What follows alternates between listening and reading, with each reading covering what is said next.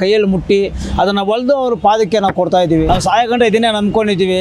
ಇದು ಬಿಟ್ಟರೆ ಬೇರೆ ನಮಗೆ ಜೀವನ ಗೊತ್ತಿಲ್ಲ. ನಾನೀಗ ಬೆಂಗಳೂರಿನ BVK ಅಯ್ಯಂಗಾರ್ ರಸ್ತೆಯಲ್ಲಿದ್ದೀನಿ.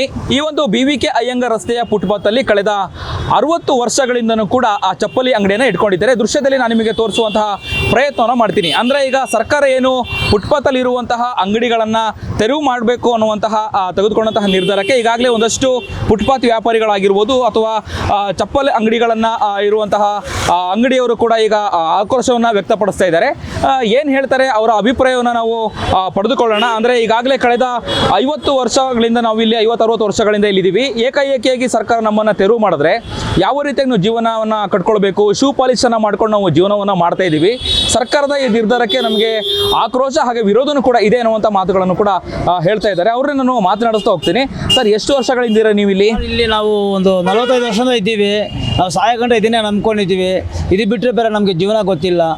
ಇದನ್ನೇ ನಮ್ಗೊಂದು ಮಕ್ಕಳು ಮರಿ ಓದಿಸ್ಬೇಕು, ಸಾಕಬೇಕು, ಬೆಳೆಸಬೇಕು. ನಮ್ಗೆ ಇದು ಎತ್ಬಿಟ್ರೆ ನಾವು ಜೀವನ ಏನು ಮಾಡೋದು? ನಾವೇನು ಶ್ರೀಮಂತರ? ಏನೋ ಕಿತ್ತೋಗಿರೋದು ನಾವು ಅವರು ಎಂಜಿಲಲ್ಲಿ ಏಳೆಲ್ಲಿ ತುಳ್ಕೊಬಂದು ಕೊಟ್ಟರೆ ನಾವು ಕೈಯಲ್ಲಿ ಮುಟ್ಟಿ ಅದನ್ನು ಒಲ್ದು ಅವ್ರ ಪಾದಕ್ಕೆ ನಾವು ಕೊಡ್ತಾ ಇದ್ದೀವಿ. ಅದನ್ನೇ ನಂಬ್ಕೊಂಡು ಜೀವನ ಮಾಡ್ತೀವಿ. ಇವತ್ತು ನಮಗೆ ಇದ್ದಂಗೆ ಇದು ಖಾಲಿ ಮಾಡಿಬಿಟ್ರೆ ನಾವು ಯಾರನ್ನೋ ಹೇಳ್ಬೇಕು? ನಮ್ಮ ಹೊಟ್ಟೆ ನೋವು, ನಮ್ಮ ಇದು ಯಾರಿಗೆ ಹೇಳೋದು? ನಮ್ಮ ನೋವು. ಅದಕ್ಕೆ ದಯವಿಟ್ಟು ಮಾಡಿ ನಮಗೆ ಬದುಕಕ್ಕೆ ಇಲ್ಲಿ ಅವಕಾಶ ಕೊಡಬೇಕಂತ ನಾನು ಕೈ ಮುಗಿದು ಕೇಳ್ಕೊತಾ ಇದ್ದೀನಿ ಸರ್. ಒಂದು ವೇಳೆ ತೆರವು ಮಾಡಿದ್ರೆ ನೆಕ್ಸ್ಟ್ ಎಲ್ಲಿಗೆ ಹೋಗ್ತೀರಾ ನೀವು? ಅದು ಅವರೇ ಆಲೋಚನೆ ಮಾಡ್ಬೇಕು ಸರ್. ನಾವು ಇನ್ನೇನು ಮಾಡೋದು ಸರ್? ಇದು ಕೆಲಸ ಬಿಟ್ಟರೆ ಬೇರೆ ಕೆಲಸ ಗೊತ್ತಿಲ್ಲ ಸರ್. ಇದನ್ನೇ ನಂಬ್ಕೊಂಡಿದ್ದೀವಿ. ಅಂದರೆ 40 ವರ್ಷದಿಂದ ಹೇಗಿತ್ತು, ಈಗ ಹೇಗಿದೆ ಸರ್? ಆವಾಗ ಒಳ್ಳೆ ಜನಕ್ಕೆ ಒಂದು ಇದಿತ್ತು, ಅಭಿಪ್ರಾಯ ಇತ್ತು. ಅವಾಗ 4 ಕಣ್ಣಿದ್ರು ಜೀವನ ಮಾಡ್ಬೋದು. ಅಲ್ಲ, ಈಗ ಟ್ರಾಫಿಕ್ ಎಷ್ಟಿತ್ತು ಮುಂಚೆ? ಅವಾಗ ಕಡಿಮೆ ಇತ್ತು ಸರ್. ಅವಾಗ ಕಡಿಮೆ ಇತ್ತು, ಜನಗಳು ಸ್ವಲ್ಪ ಇದಿತ್ತು. ಇವಾಗ ಬರ್ತಾ ಬರ್ತಾ ವೆಹಿಕಲ್ಸ್ಗಳು, ಕಾರ್ಗಳು ಜಾಸ್ತಿ ಆಗ್ಬಿಡ್ತು. ಇವಾಗ ಅವರಿಂದ ನಮಗೂ ಸ್ವಲ್ಪ ತೊಂದರೆಗಳು ಬರ್ತಾ ಇದೆ.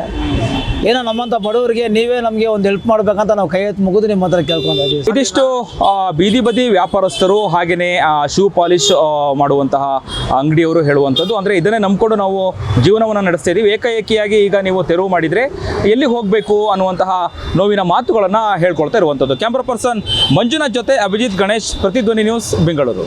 ಹೆಚ್ಚಿನ ವಿಡಿಯೋಗಳಿಗೆ ಪ್ರತಿಧ್ವನಿ ಯೂಟ್ಯೂಬ್ ಚಾನೆಲ್ ಸಬ್ಸ್ಕ್ರೈಬ್ ಮಾಡಿ, ಬೆಲ್ ಐಕಾನ್ ಕ್ಲಿಕ್ ಮಾಡಿ.